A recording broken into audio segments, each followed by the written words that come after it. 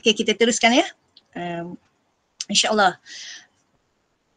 Kalau kita tengok kepada kebaikan solat, memang solat, kalau sebab itulah dalam hadis Nabi mengatakan, saya lebih banyak kepada mafhum. Kalau nak baca hadis matan tu boleh juga, tapi rasanya dengan keadaan yang agak ni kita baca mafhum-mafhum.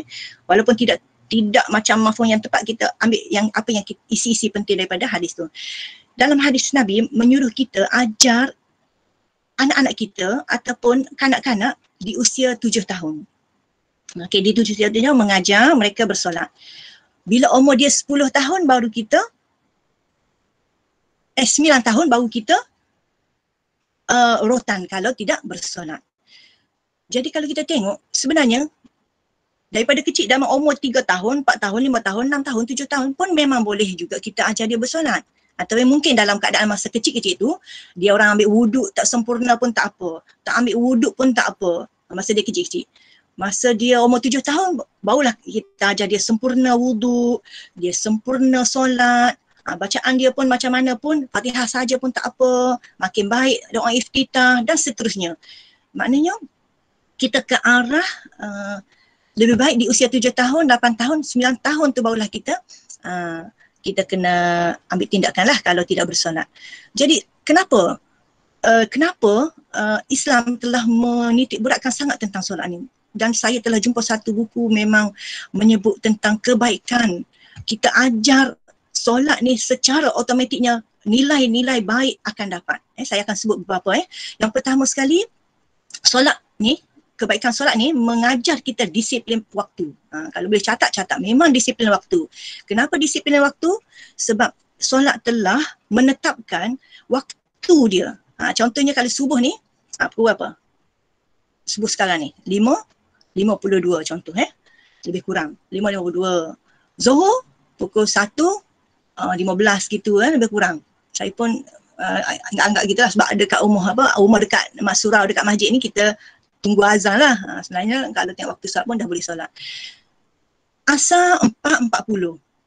Okey, maghrib pukul 7.25, hampir 7.30.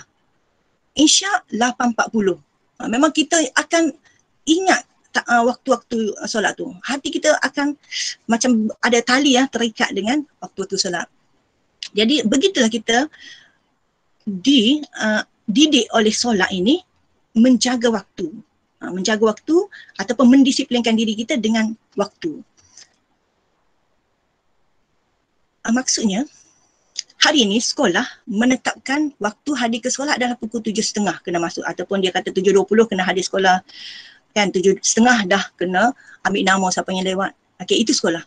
Tapi kalau kita ajar anak-anak pelajar kita, diri kita, anak-anak kita, pelajar-pelajar kita disiplin dengan waktu solat, memang secara automatik, secara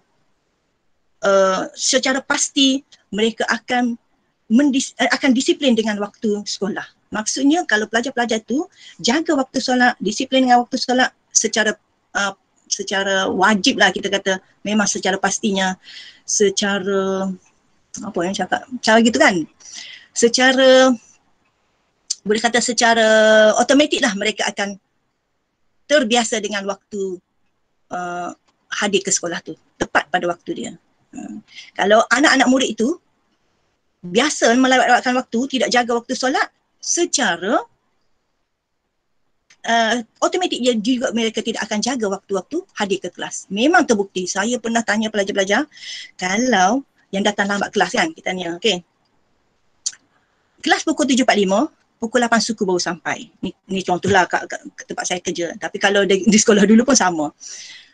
Kalau kelas tu petang, sebelah petang, pukul 2 mula, pukul 2.45 baru dia sampai.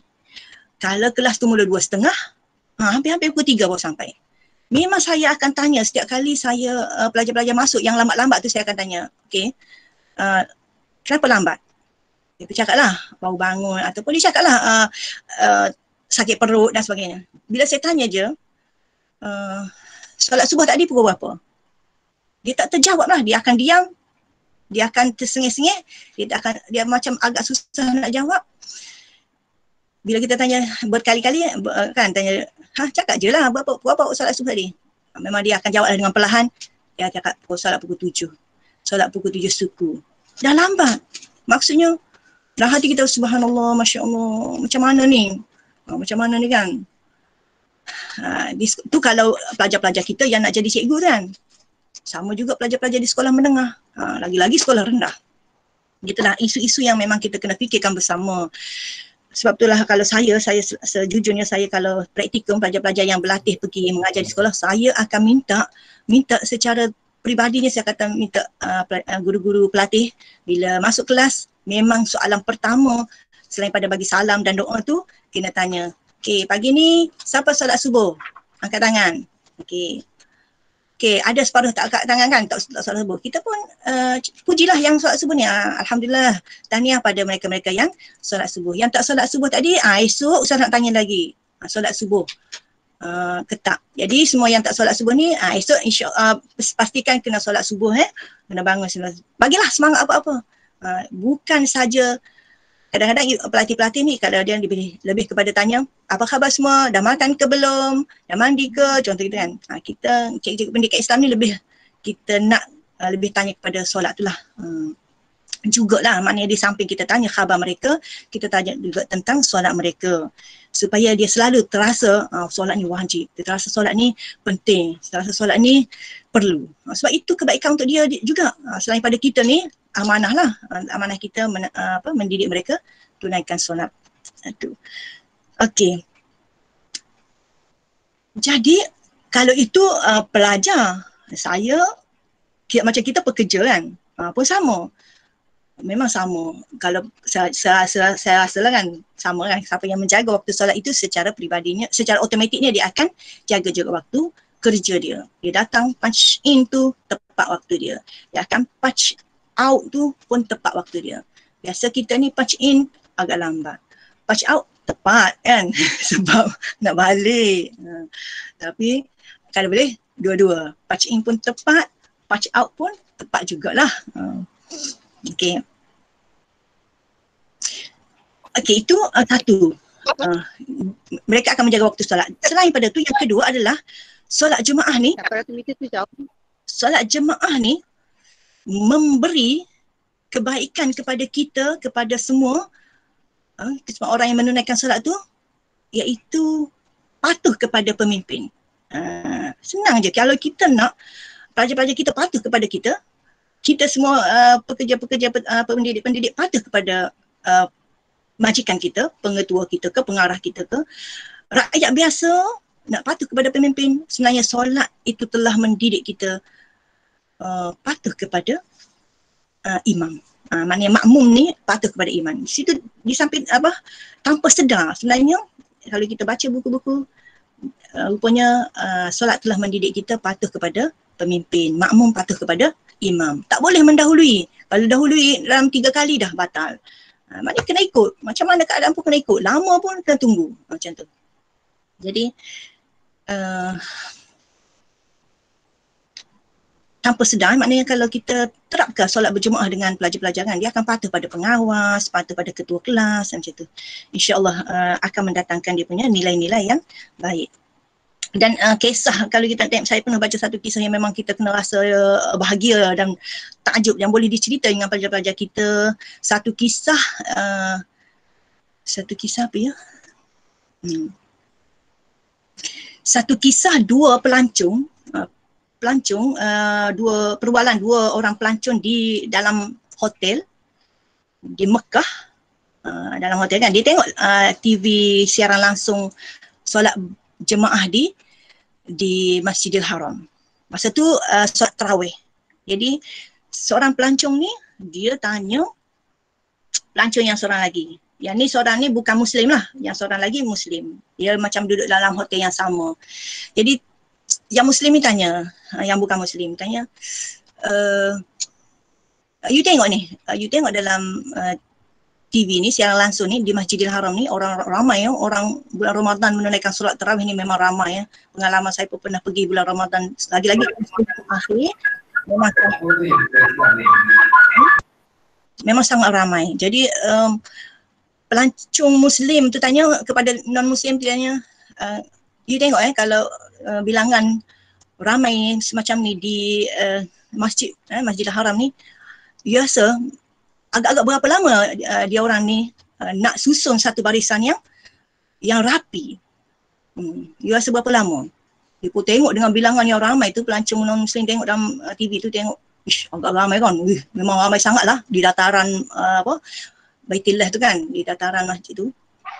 Lepas tu dia kata, oh, kalau saya agak-agak lah, dia kata, saya rasa dalam masa 3-4 jam lah baru dapat susun satu barisan yang rapi. Oh, dia kata, okay, you kira 2-3-4 jam. Tapi masjid ni ada 4 tingkat.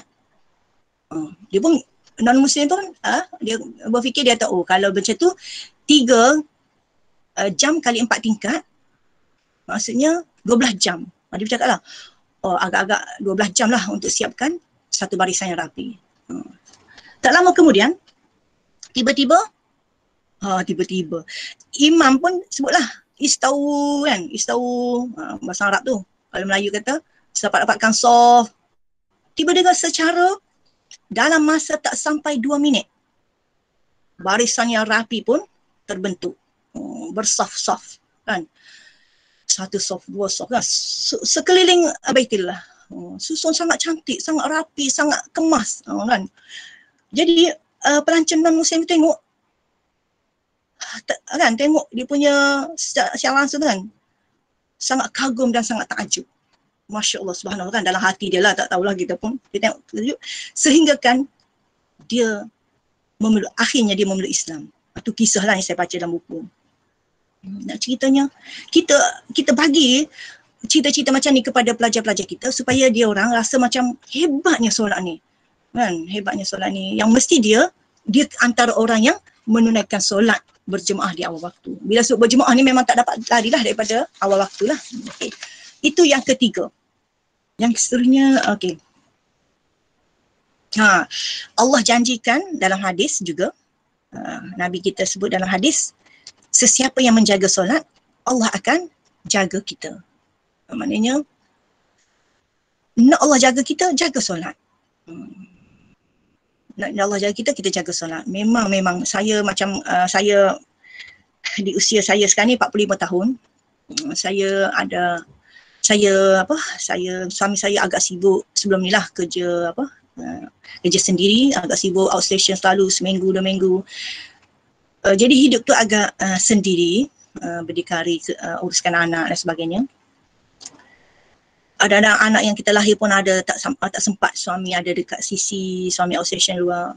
Itu tak apalah kalau masa tu kan, masa anak okey, semua okey. Tapi ketika kita ada anak yang sakit, anak ketiga saya tu brain tumor, yang saya tulis buku tadi.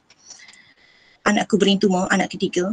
Kala kita diuji, suami tiada di sisi, masa itulah kita terasa hanya Allah sahaja yang boleh membantu kita. Jadi andainya kita selama ni solat pun main-main, solat pun malas-malas, solat pun cepat-cepat, solat pun macam rasa beban, bukan solat dengan penuh cinta dan khusyuk dan secara sukarela sepenuh hati. Time bila diuji kita akan rasa macam tak ada bantuan daripada Allah, tak jauh, rasa macam jauh.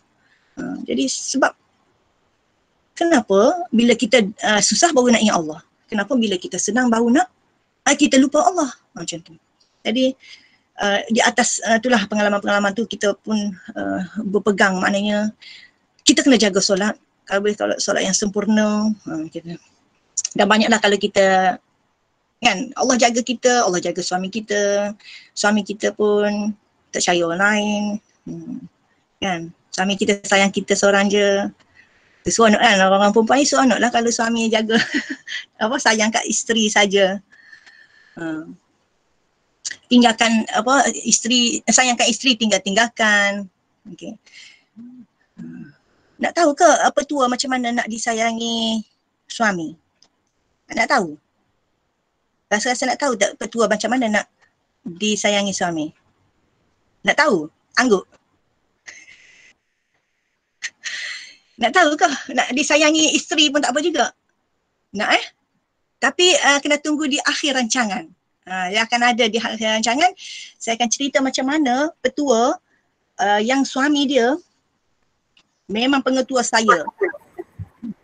pengetua saya dia pernah selalu sebut tentang isteri dia. Dia kata, saya sayang isteri saya macam ni.